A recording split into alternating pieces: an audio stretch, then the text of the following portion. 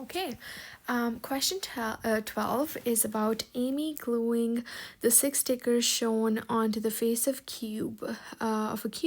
The picture below shows the cube in 2 different positions. Which sticker is on the face opposite to the face of the mouse? So, this is our mouse. We need to figure out who is opposite to that.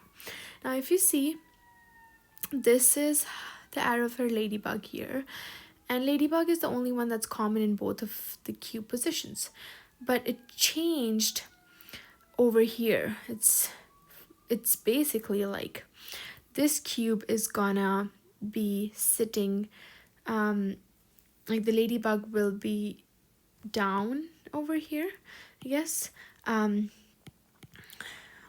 this paper, which would move the position of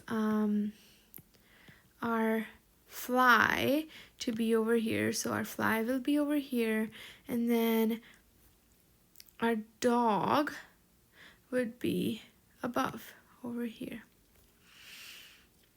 You can say below as well, right? Because the fly is moving, and the ladybug is also standing, so it will be below here. So that's our dog, and if you see, on top of the ladybug is our mouse. So our answer will be the mouse is opposite to the dog.